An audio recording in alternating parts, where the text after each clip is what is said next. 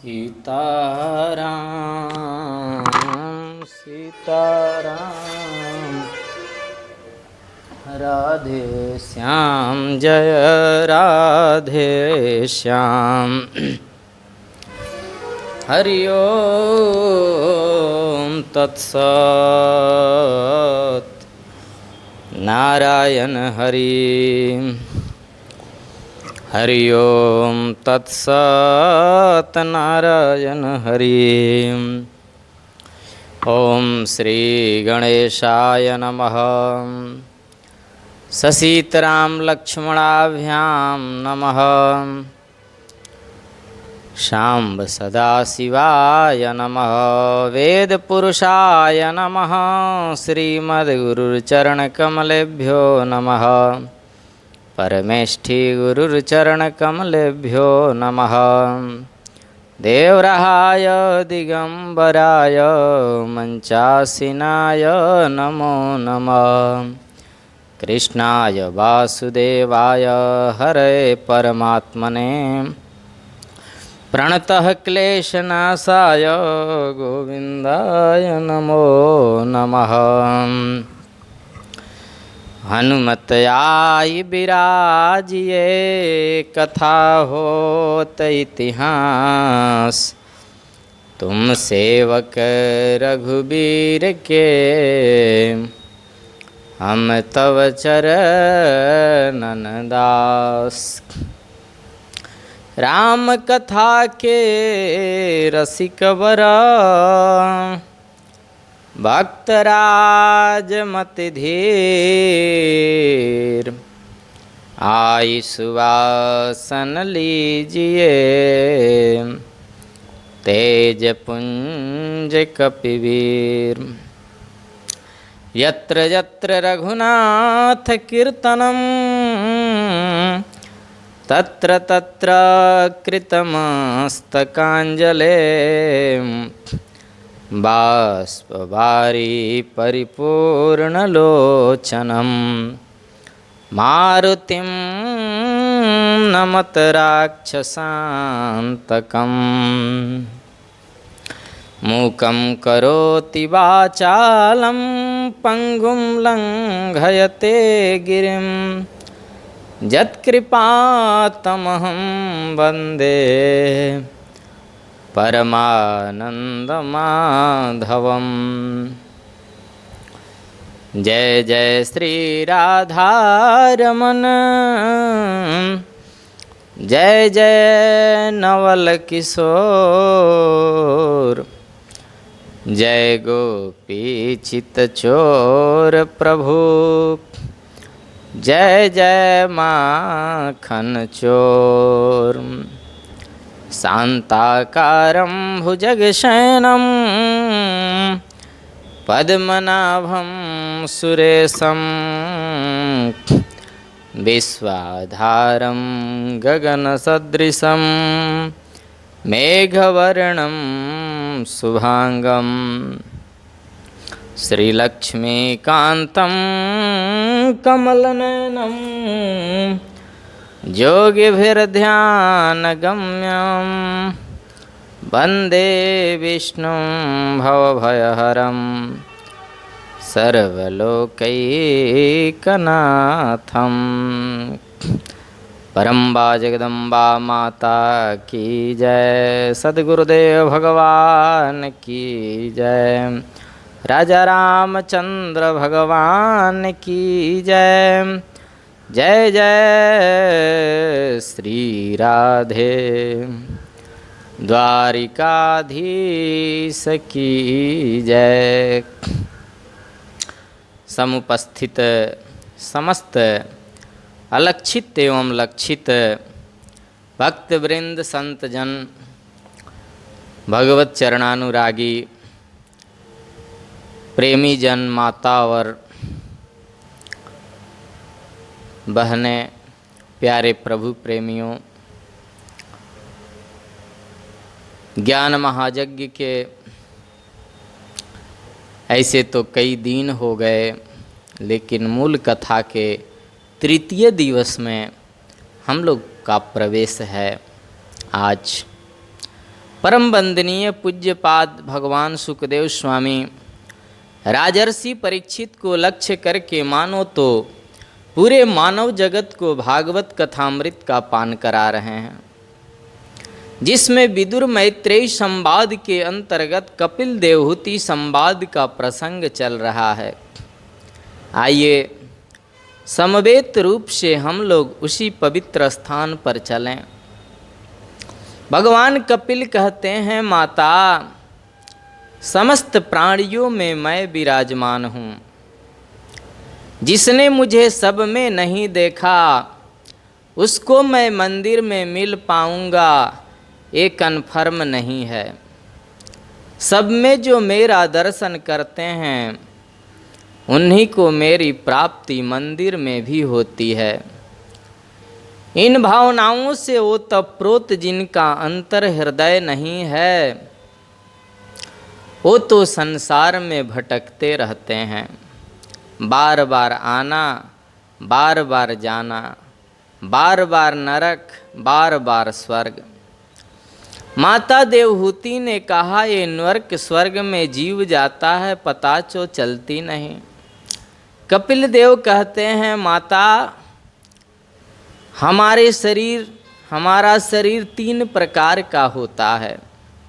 एक होता है पांच भौतिक शरीर, क्षितिजल पावक गगन समीरा, पंच रचितयति अधम शरीरा। ये 5 तत्वों से हमारा शरीर बनता है, 5 भौतिक शरीर है। लेकिन इस शरीर के मृत्यु के बाद इसमें से जो निकल के जाता है उसे बोलते हैं सूक्ष्म शरीर, और वो इतना छोटा होता है माता कि बालाग्र शतभागस्य शतधा कल्पितस्य च जीवस्य एव विज्ञेयौ सचानन्त्याय कल्पते। बहुत छोटा होता है। बाल के अग्रभाग के हम 100 टुकड़े करें और 100 टुकड़े में जो 1 टुकड़ा होगा इतना बड़ा होता है। बोलिए नारायण हरि। मतलब इन आँखों से तो देखा जा नहीं सकता है माता। उस सूक्ष्म शरीर से जीव जाता है। अब देखो बीच में इसका बदलाव हो जाता है। यदि इसने पाप किया है तो सूक्ष्म शरीर में से मिलेगा यातना शरीर, और पुण्य कर्म किया है तो मिलेगा दिव्य शरीर। अब यातना शरीर के द्वारा व्यक्ति जाता है नरक में, और दिव्य शरीर के द्वारा जाता है स्वर्ग में या वैकुंठ आदि में। गोविंद के चरणों में भक्ति जिसने की है, राम जी के चरणों में भक्ति जिसको की है, उसको मिल जाता है हमारा कन्हैया। अब नरक के यातनाएं भोगने के बाद या स्वर्ग के यातनाएं भोगने के बाद मनुष्य फिर आता है संसार में। देखो मुक्त नहीं हुआ तो फिर आएगा। एतम भुक्त्वा स्वर्गलोकम विशालम क्षीणे पुण्ये मर्तलोकम विसंति। ये फिर दुनिया में आता है, और माता यहाँ आ करके किसी अन्न के दाने में प्रवेश किया, पिताजी के शरीर में प्रविष्ट हो गया, और पुंसो रेतः कणाश्रयः, पिताजी के रेतः कण का आश्रय लेकर के प्राणी माता के गर्भ में चला जाता है। और ये भ्रांति बहुत निर्मूल है कि बच्चा गर्भ में कुछ दिन आने के बाद जीव उसमें आता है। नहीं नहीं, जब गर्भ धारण होता है उसी समय में इसमें चेतन जीवात्मा आ जाता है। हाँ, इसलिए गर्भस्थ शिशु की हत्या तो जीवित बच्चे की हत्या से भी बड़ा पाप है। और ये पता चल जाए कि गर्भ में कन्या है तब उसको राम राम, ये तो जघन्य पाप है। दुनिया के सब पापों का प्रायश्चित हो सकता है, पर गर्भ के बच्चे को नष्ट करना इस पाप का तो प्रायश्चित ही नहीं है। इसका प्रायश्चित तो केवल नरक की प्राप्ति है। इसलिए ऐसा कभी करना नहीं चाहिए। गर्भ के बच्चे को नष्ट करना बहुत बड़ा अपराध है। उसको ऋषि कहते हैं भागवत में। गर्भस्थ शिशु तो ऋषि माना गया है, वो साक्षात संत है। एक तो हमने बच्चे की हत्या करी, दूसरे जीव की हत्या करी, तीसरे ऋषि की हत्या करी। ऐसा जघन्य पाप कभी नहीं। तो कललम त्वेकरात्रेण पंचरात्रेण बुधबुधम दशाहे न तु करकंधु पेष्यंडम वा ततः परम।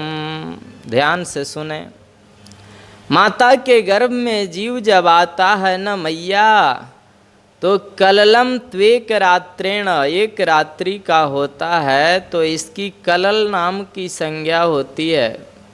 इसका नाम पड़ता है कलल। और पंचरात्रेण बुधबुधम, 5 रात्रि का होता है तो बबूले जैसा हो जाता है। बबूला होता है न पानी में।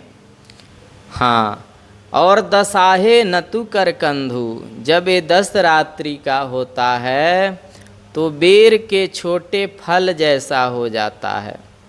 और पेष्यंडम वा ततः परम, उसके बाद में जीवात्मा अंडे की आकृति में हो जाता है। देखो धीरे धीरे बढ़ता है। और 1 महीने का होते होते मातृगर्भ में जीव के सिर का निर्माण होता है। ये पूरा हाउस पावर बन के तैयार हो जाता है। किसी आदमी का हाथ काट दिया जावे तो एक हाथ से भी कई लोग रह लेते हैं। पैर काट दें तो आदमी जिंदा रह सकता है, पर किसी का सिर काट दिया जाए तो बताइए कोई जीवित रहेगा? व्यक्ति में विचार शक्ति, सोच शक्ति, सहन शक्ति, बोलने की शक्ति, देखने की शक्ति, खाने की शक्ति, ये सब इधर ही तो है। पूरा हाउस पावर यही है। इसलिए सबसे पहले भगवान इसका निर्माण करते हैं। माता जी के गर्भ में मॉडल तैयार हो रहा है। इसमें 7 मटेरियल मिलाए जाते हैं।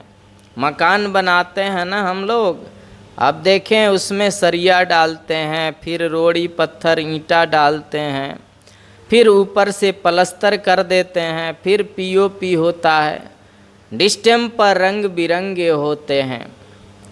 ऐसे ही भगवान जो शरीर को बनाते हैं ना, इसमें 7 मटेरियल हैं। कौन कौन से? तो लिखा है भागवत जी में, त्वक चर्म मांस रुधिर मेद मज्जास्ति धातव। ये 7 धातुओं से शरीर बनता है। बोलिए नारायण हरि। अब ये श्रीमान जी का जो मॉडल है वो 3 महीने में बन के तैयार हो गया। अब एक कन्या के रूप में हैं तो माँ के बाईं कुक्षी में रहते हैं, और पुरुष के रूप में हैं तो माँ के दाहिने कुक्षी में वास करते हैं। मैया बोली बहुत अच्छी बात है, कोई झंझट नहीं है, माता के गर्भ में ठीक ठाक रहता है न मनुष्य। कपिल भगवान बोले यही नहीं पूछो माता, गर्भवास समम दुखम न भूतो न भविष्यति। माता के गर्भ में जितना कष्ट होता है ना, उतना न कभी हुआ न कभी आगे होगा। ऐसा कष्ट मिलता है, बहुत तकलीफ पाता है ये जीवात्मा। बेचारे को बहुत कष्ट मिलता है मातृगर्भ में, क्योंकि देखिए बहुत कोमल होता है ना ये। अब छोटे छोटे जीव हैं, कीटाणु परमाणु इसको काटते हैं। अब कभी माता जी कड़वी चीज़ खा लेती हैं तो भी इसको कष्ट होता है। कभी कभी ज़्यादा गर्म चीज़ पा लें तो भी इसको कष्ट होता है, बेचारा बोल सकता नहीं। अब 7वां महीना आते आते मैया ये बिल्कुल तैयार हो जाता है और 7वें महीना में इसको जन्म जन्मांतर की बात याद आती है। उस जन्म में मैंने ऐसा किया था, उसमें फिर ऐसे किया था, उस जन्म में ऐसा हुआ था, और भगवान से खूब प्रार्थना करता है, बड़ी वंदना करता है प्रभु की स्वर बदल करके भाव से, क्योंकि भाव बदला तो स्वर बदला। बोलिए नारायण हरि। अब इसको याद आती है कि तस्योपसन्नमवितुं जगदीच्छयात नानातनोर्भुवि चल चरणारविन्दं सोऽहं व्रजामि शरणं यकुतो भयं मे जेनेन्द्रिषि गतिरदार्स्य सतोनुरूपा। भगवान से कहता है मुझे एक बार गर्भ से निकालो भगवान, ऐसा भजन करूँगा, ऐसा भजन करूँगा कि फिर कभी गर्भ में आना ही ना पड़े। मैं सत्य कहता हूँ आपने बड़ी कृपा कर दी है, मानव बनाया मुझे। इस बार एक बार बाहर भेजो, दुनिया में भजन करते करते ढेर लगा दूंगा। बड़ी स्तुति करता है भगवान की। हाँ, कोई छल कपट नहीं करूंगा इस बार, किसी को धोखा नहीं दूंगा इस बार, किसी को दुखित नहीं करूंगा इस बार, चोरी बिल्कुल नहीं करूंगा इस बार। और कभी कभी कहता है नहीं नहीं, बाहर तो माया पकड़ लेगी, चोरी भी करना पड़ेगा, झूठ भी बोलना पड़ेगा, ठगी भी करना पड़ेगा, धोखा भी देना पड़ेगा, उधर माया पकड़ लेगी, मैं तो इधर ही ठीक हूँ। कभी कहता है गर्भ में रहना है, कभी कहता है मुझे दुनिया में जाना है। बड़ी भगवान की स्तुति करता है। भगवान बोलते हैं मेरे को सब मालूम है, ये गर्भ का ज्ञान गर्भ में ही छोड़ के जाएगा, बाहर जाते ही सब भूल जाता है। प्रसव की वायु का वेग आया, 10वां मास आरंभ होते ही जीव संसार में आ गया। मैया बोली अच्छा हुआ तुम कह रहे थे ना गर्भ में बड़ा कष्ट है। कपिल जी बोले यहाँ भी सुख नहीं है माता, देखा जाए तो सुख कहाँ है यहाँ। बालक जन्म लेता है और देखो पलना में सोल रहा है और खटमल खा रहा है। अब बता नहीं सकता कि मुझे चींटी काट रही है या खटमल खा रहा है, रोता है बेचारा। अब माँ समझती नहीं है, माँ उसको गोदी लेती है। कभी भूख से व्याकुल होके रोता है तो माँ सोचती है ज़्यादा दूध पीने से अपच हो गया है इसलिए रो रहा है, तो दूध पिलाती नहीं है। कभी ज़्यादा पीने से रोता है बच्चा तो माँ सोचती है भूखा है तो ज़बरदस्ती पिलाती है। अब वो बता नहीं सकता मुझे कष्ट क्या है, बचपन भी इसका ऐसे निकलता है माता। थोड़ा और बड़ा हो गया, मैया बोली फिर, बोले गर्भ में कहता था मैं भजन करूँगा, अब श्रीमान जी पढ़ने जा रहे हैं। DOG डॉग, डॉग माने कुत्ता, RAT रैट, रैट माने चूहा। अब देखो चूहा बिल्ली गधा कुत्ता ये सब जपने लग गया। माता पिता बालकन बुलावे, उदर भरे सोई धर्म सिखावे। सीखो हम मना नहीं करते, खूब अंग्रेजी फ्रेंच जर्मनी इटालियन सब सीखना चाहिए, मना नहीं है। अंतर्राष्ट्रीय व्यापार करना है तो सब पढ़ना चाहिए, पर कम से कम घर में तो शुद्ध हिंदी अपनी भाषा बोलें, मातृभाषा का प्रयोग करें। अपनी संस्कृति जो हमारे ऋषियों ने बनाई है उसे कभी छोड़ना नहीं चाहिए। लोग कहते हैं बिना अंग्रेजी पढ़े लोग प्रगति नहीं कर सकते। हमने सुना है कि चाइना के लोग अंग्रेजी कम जानते हैं। आज दुनिया के नाक में दम कर रखा है इस दुष्ट देश ने। सारे विश्व के मार्केट पर छा गया है चाइना, अंग्रेजी के बल पर नहीं, अपनी भाषा के बल पर, अपने कर्म के बल पर। जापान इतना छोटा सा देश है, अरबों डॉलर जिसने कई देशों को कर्ज दे रखा है। जापान बीच में खत्म हो गया था, लेकिन फिर लोगों ने प्रगति किया, फिर ऊंचाई पर आ गया। अंग्रेजी के बल पर नहीं, जापान के लोग इंग्लिश कम बोलते हैं।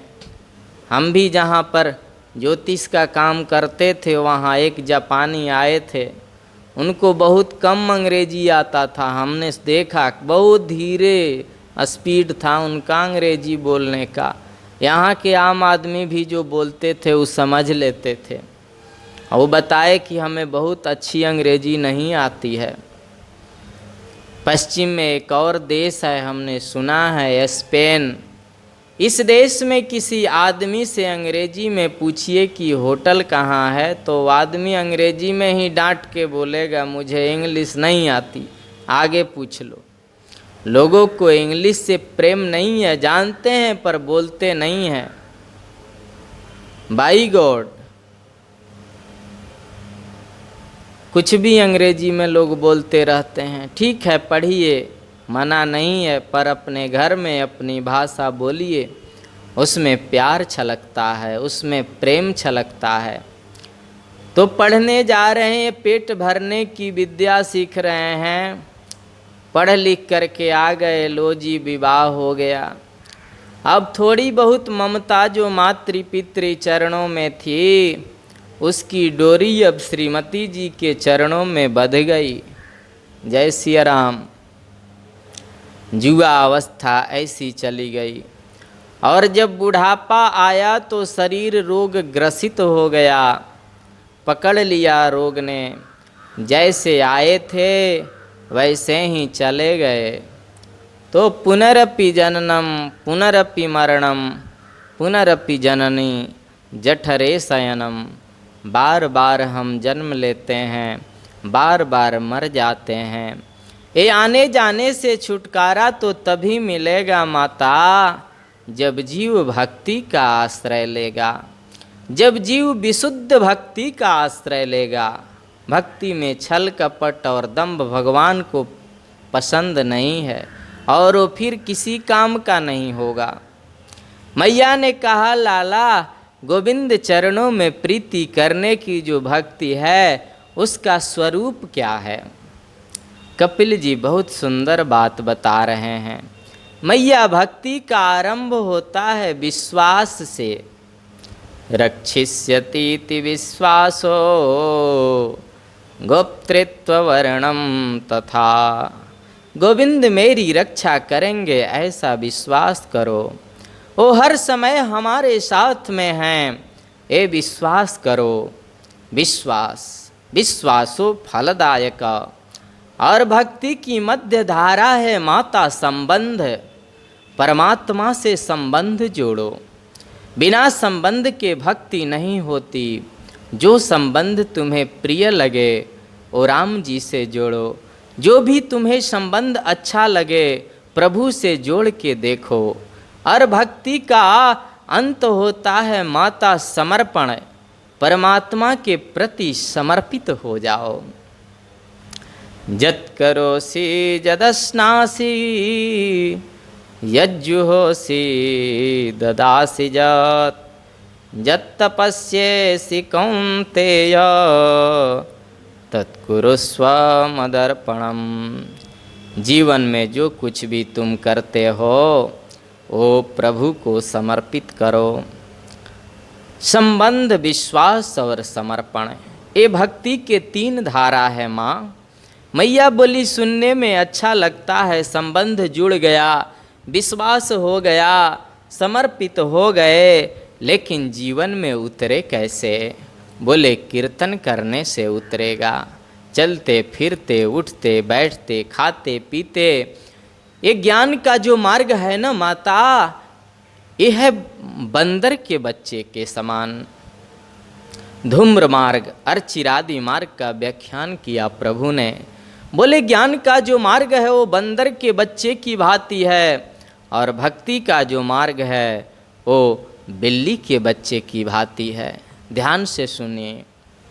तो आपने देखा होगा बंदरिया एक छत से दूसरी छत पर जब छलांग लगाती है तो अपने बच्चे को स्वयं नहीं पकड़ती। बंदरिया का बच्चा माँ के पेट को कस के पकड़ता है, अब उसका हाथ बीच में छूट गया, नीचे गिर गया, खोपड़ी फूट गई, मर गया, इसमें माँ का कोई दोष नहीं। ज्ञान का जो मार्ग है ना माता, वैसा ही है। उस मार्ग में स्वावलंबन जरूरी है। इंद्रियों पर संयम, मन पर संयम, उस पर नियंत्रण, इस पर नियंत्रण, जरा सी फिसले की गए काम से। लेकिन भक्ति का जो मार्ग है माता, वो मार्ग है बिल्ली के बच्चे जैसा। आपने देखा होगा बिल्ली जो होती है वो अपने बच्चों को कभी कष्ट नहीं होने देती। बालक जन्म लेता है, शांत पड़ा रहता है।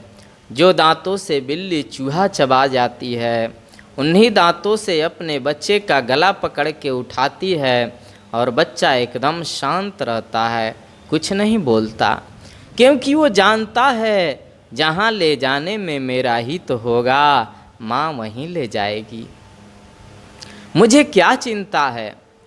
तो भक्ति का जो मार्ग है ना माता, उसमें प्रभु के प्रति समर्पण है। मुझे नरक में जाने से तुम्हें प्रसन्नता है प्रभु, तो मेरे लिए नरक ही मुक्ति है। मेरे रोने से तुम्हें मुस्कुराना हो सकता है, मेरे रोने से तुम्हें हंसी आ सकती है, तो मैं जी भर के रोऊंगा ताकि तुम हंसते रहो। मेरे रोने से तुमको जो आए हंसी, तो मैं रो रो के तुमको हंसाया करूं। भक्ति के सिद्धांत की बड़ी विचित्र बात है। जहाँ तत्सुखी सुखित्वम, भगवान के सुख में ही सुख और उनके दुख में ही दुख का अनुभव हो, स्वसुख की कोई कामना नहीं है। बोलिए नारायण हरि। स्वसुख की कामना तो मन में है ही नहीं।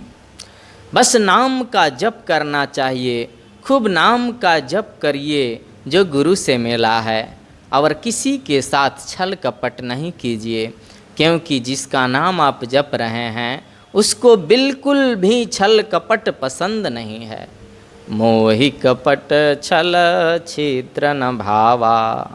कितना भी नाम जपेंगे, काल नेमी की तरह हनुमान जी को भेज देगा मारने के लिए, वो पसंद नहीं है उसे। बस कपट छल त्याग के, दूसरे का बुराई त्याग के नाम जो गुरु के द्वारा मिल गया है, उसमें एकदम निष्कपट भाव से, अत्यंत प्रेम से संबंध जोड़ करके और जपते रहना है। जपात, क्योंकि जपात सिद्धेर, जपात सिद्धेर, जपात सिद्धेर न संशय। खूब जप करना चाहिए और कीर्तन करना चाहिए। इससे माता धीरे धीरे प्रभु में मन लग जाता है। अब तो माता के अंतर हृदय से भाव उत्पन्न होने लगे। वो तो कीर्तन करने लगी और हाथ जोड़ करके बोली कि यहो बता स्वपचो तो गरियान, जज्जिह्वाग्रे वर्तते नाम तुभ्यम, ते पोस्तपस्ते जुह्वो सस्नुरार्जा, ब्रह्मानो चोर्नाम गृणन्ति जेते। मैया कहती है कि सबसे बड़ा धन्य जीवन उसी का है जिसने तुम्हारे नाम का गान कर लिया। उसने तपस्या कर ली, उसी ने यज्ञ कर लिया, उसने समाधि लगा ली, जिसने तेरे नाम का गान कपट रहित होकर कर लिया। और बस प्रभु के नाम का उच्चारण करने लगी। नाम गान करते करते माता के नेत्रों से आंसू निकल पड़े, कंठ गदगद हो गया, शरीर पुलकित हो गया, मूर्छित होकर गिर पड़ी। और प्रेम की 10वीं अवस्था को जब व्यक्ति पार करता है तो पूरा शरीर ही पानी बन जाता है, पूरा शरीर ही पानी बन जाता है। और माता देवहूति का शरीर सिद्धिदा नाम की नदी बन गया। कपिलोपि महायोगिन भगवान पितुराश्रमात् मातरम समनुज्ञाप्य प्रागुदीचिम दिशम जयऊ। भगवान कपिल ने उस जल को मस्तक से लगाया, माँ को बार बार प्रणाम कर लिया और सीधे गंगा क्षेत्र में चले गए। जिस देश में, जिस देश में परिवेश में रहो, राधारमन राधारमन राधारमन कहो। जिस रंग में, जिस ढंग में, जिस संग में रहो, राधारमन राधारमन राधारमन कहो। बहुत सुंदर बात। जीवन की जैसी परिस्थिति है उसमें मुस्कुराओ और परमात्मा का स्मरण करो। जिस रोग में, जिस भोग में, जिस जोग में रहो, जिस रोग में, जिस भोग में, जिस जोग में रहो, राधारमन राधारमन राधारमन कहो। बहुत सुंदर पंक्ति। जैसी भी परिस्थिति है उसमें घबराना नहीं है। 200 रुपये के किराए के कमरे में रह रहे हैं, गोपाल की कृपा। 1000 गज के बंगले में रह रहे हैं, कन्हैया की कृपा, राम जी की कृपा। टेंशन क्यों? जिस धाम में, जिस काम में, जिस नाम में रहो, जिस धाम में, जिस काम में, जिस नाम में रहो, राधारमन राधारमन राधारमन कहो। जिस ध्यान में, जिस ज्ञान में, परिधान में रहो, राधारमन राधारमन राधारमन कहो।